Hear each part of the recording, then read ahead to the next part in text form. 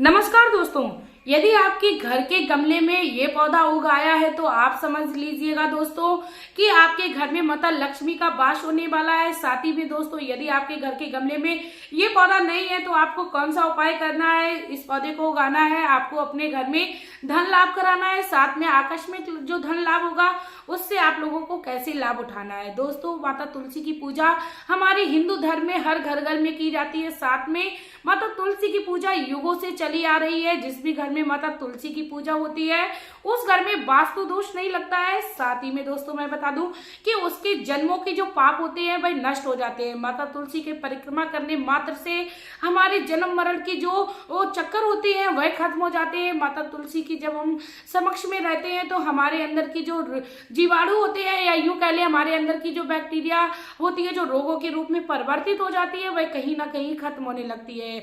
माता तुलसी का हमारे जीवन में बड़ा ही महत्व है। साथ में दोस्तों, मैं आप लोगों को बता दूं कि आप लोग प्लीज तुलसी से संबंधित हर एक जानकारी को जाने, क्योंकि हमारे हिंदू धर्म में ऐसा कोई भी व्यक्ति नहीं है जो तुलसी की महत्वता को नहीं जानता है। यदि आप लोगों को किसी कारणवश कोई भी जानकारी नहीं आती है तो आप लोग प्लीज पहले तो तुलसी के महत्व को समझे।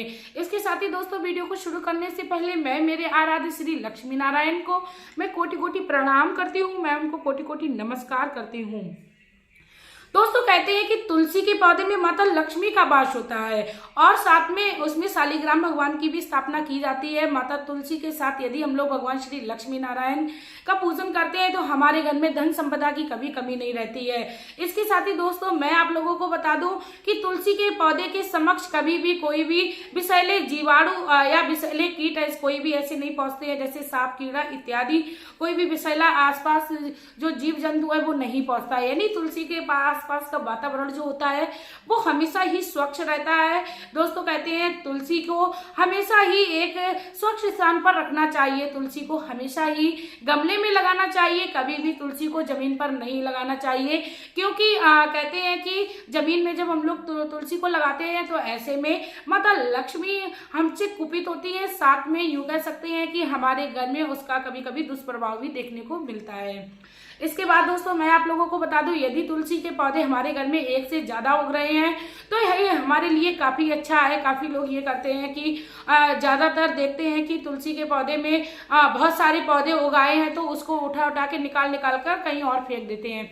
दोस्तों, पहली बात तो मैं आप लोगों को बता दूं, यदि किसी कारणवश आपके घर में तुलसी सूख गई है तो कभी भी उसको आपको गलत जगह पर नहीं छोड़ना है। साथ में आपको तुलसी माता के पौधे जितने ज्यादा निकल रहे हैं उनको अच्छे से आपको देख रेख करनी है और अपने घर में उग जाने देना है। चलिए दोस्तों, अब टाइम को वेस्ट ना करते हुए आप लोगों से साझा करती हूँ कि कौन सा ऐसा पौधा है जो तुलसी के पौधे में यदि उगाता है और उसके साथ हमें ऐसा कौन सा उपाय है जो करना है हमारे घर की धन समृद्धि बढ़ने लगे, साथ में हमें कहीं ना कहीं से धन लाभ होने लगे।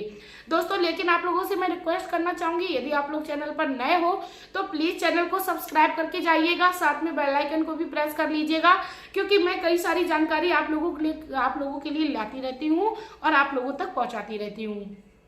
साथ में कमेंट बॉक्स में श्री लक्ष्मी नारायण का आप लोग प्यारा सा कमेंट भी कर दीजिए। चलिए दोस्तों, अब मैं साझा करती हूँ। पहले तो मैं आप लोगों को साझा कर देती हूँ, यदि आपके घर के गमले में जो तुलसी के पौधे से जो बीज गिर रहे हैं उससे तुलसी का पौधा निकल रहा है तो ये भी आपके लिए बहुत ही ज्यादा लाभदायक है। और इसके साथ ही दोस्तों, मैं आप लोगों को एक ऐसा पौधा बताऊंगी जिसको यदि आप अपने घर में एक पीले कपड़े में बांध कर उसको रख लेते हैं तो आपके घर में कभी भी किसी प्रकार की कोई कमी नहीं रहती है। यहाँ तक की परेशानियां भी आपके घर से कैसे निकल गई आप जान भी नहीं पाओगे। तो दोस्तों, मैं आप लोगों को बता दूं, यदि तुलसी के पौधे में आप लोगों को धनिये की कुछ पत्ती मिल जाए तो आप समझ जाना कि आपके घर में माता लक्ष्मी जो है वो प्रसन्न हो गई हैं। दोस्तों, अब आप लोग कहोगे कि धनिये की पत्ती मुझे आखिरकार कैसे मिल जाती है। जैसा कि कहा जाता है कि माता लक्ष्मी की पूजा में धनिये का विशेष महत्व है। दोस्तों, कहते हैं कि माता लक्ष्मी की पूजा के दिन यानी शुक्रवार के दिन हम लोग धनिये का पूजन इत्यादि वगैरह करते हैं। माता लक्ष्मी को प्रसन्न करने के लिए धनिये को समर्पण करते हैं तो हमारे घर में उसकी कभी भी जो प्रभाव होता है वो कभी कम नहीं होता है। अब दोस्तों, मैं आप लोगों को बता दूं, यदि आपके गमले में धनिये की पत्ती नहीं है तो आपको क्या करना है, आपको किसी भी एक शुक्रवार के दिन आपको क्या करना है, माता लक्ष्मी की पूजन करनी है। वो आप रोली अक्षत इत्यादि इत्यादि से कर लीजिए। उसके बाद दोस्तों आप कुछ सूखे साबुत धनिये अपनी पूजा के स्थान पर रखिए। उसके बाद उस सूखे साबुत धनियों को माता लक्ष्मी को आप अर्पण करिए। साथ में आप एक मौली या कलावा को ले लीजिए।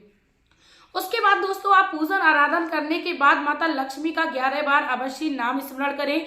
साथ में यदि संभव हो जाए तो ओम श्री विष्णु प्रिय लक्ष्माय नमः का आप जाप करिए 11 बार। उसके बाद जो पूजन विधि हो जाए आपकी संपन्न, तब आपको वह धनिया उठाकर आपको तुलसी के पौधे में डाल देना है। दोस्तों आपको बहुत ही थोड़ी सी धनिया की मात्रा लेनी है और उस तुलसी के पौधे में डाल देनी है। उसके बाद दोस्तों उस धनिया की पत्ती जब निकलने लगे तो आप जान जाना कि माता लक्ष्मी आपसे प्रसन्न हो चुकी हैं। और यदि आपके गमले में तुलसी के बीज से तुलसी के पौधे निकल आए तो ऐसे में भी आपको बहुत ज्यादा प्रसन्न हो जाना है। आपको क्या करना है, उस धनिया की कुछ पत्ती को, क्योंकि कहते हैं कि धनिया का विशेष महत्व है माता लक्ष्मी को प्रसन्न करने के लिए, तो आप उस धनिया की पत्ती को और आप कुछ जो छोटे छोटे तुलसी के पौधे थे उसको आप निकाल कर जड़ सहित आपको निकालना है। दोस्तों आपको याद रखना है ओनली पत्ती पत्ती नहीं लेनी है, आपको जड़ के सहित वो वहां से निकालना है और पीले कपड़े में आपको लपेट लेना है। दोस्तों शुक्रवार के ही दिन आपको ये कार्य करना है। जब भी आपके घर में धनिया की पत्ती उगे तो आप उसको उग जाने दीजिए, लेकिन आप शुक्रवार के दिन का इंतजार करिए और शुक्रवार के दिन आप उसे पीले कपड़े में लपेट कर और जो आपने मौली का इस्तेमाल पूजा में किया था उसको भी आप तुलसी की जड़ में अवश्य बांधें। साथ में जो आपने पीले कपड़े में धनिया की पत्ती और तुलसी के छोटे से यदि पौधा आपके पास हो तो उसको भी रख लीजिए, उसको मौली से आप बांध दीजिए। दोस्तों उस पोटली को उठाकर आप अपने पूजा के स्थान पर या आप अपने तिजोरी के स्थान पर रख सकते हैं, जहां पर आपका जो धन है वो रखा रहता है या आपकी सोने के आभूषण है वो रखे रहते हैं। दोस्तों अब मैं आप लोगों को बता दूं, यदि आपके घर में किसी कारणवश तुलसी का पौधा नहीं है तो ऐसे में आप किसी भी मंदिर प्रांगण में लगे हुए तुलसी के पौधे के नीचे इन पौधों को यदि मिल जाते हैं, यदि आप अपने जानबूझकर धनिया को उगा आते हो, कुछ समय के बाद उठा लाते हो और उसको पीले, दोस्तों याद रखना है जब भी आप मंदिर जाएं तो अपने साथ आप पीले रंग के कपड़े को लेके जाएं। आपको खुला नहीं लाना है, आपको उसमें लपेट कर ही लाना है। उसके बाद आप उस पोटली को मौली से वैसे ही बांधकर उसे अपनी तिजोरी में रख दीजिए। दोस्तों ये बहुत ही आसान सा उपाय है। साथ में आप लोगों को क्या करना है, यदि आपको लगता है कि आपके घर में कोई नकारात्मक ऊर्जा है जो आपको आगे बढ़ने नहीं दे रही, आपका व्यापार जो है वो कहीं ना कहीं बंद होने लगा है, आप अपने मन की इच्छा के अनुसार व्यापार में तरक्की नहीं पा रहे हैं, तो ऐसे में आपको क्या करना है, तुलसी के पानी का आपको पूरे घर में छिड़काव करना है। दोस्तों तुलसी के पानी आपको जल कैसे बनाना है मैं आप लोगों को बता दूं। रात्रि के समय आप अपने पूजा घर में एक लोटा रखिए और उस लोटे में आप जल भरिए और उसके बाद तुलसी की मात्र 2 पत्तियां उस जल में डालकर छोड़ दीजिए। दोस्तों आपको याद रखना है तुलसी की जो पत्ती है वो आपको रात्रि में नहीं तोड़नी है, आपको सुबह ही तोड़कर रख लेनी है। उसके बाद आप उसको सारी रात के लिए छोड़ दीजिए और प्रभु से विनती करिए कि मैं आपके प्रसाद के रूप में इस जल को अपने घर में छिड़काव करूंगी, तो आप लोग प्लीज इस पर कृपा दृष्टि डालिए।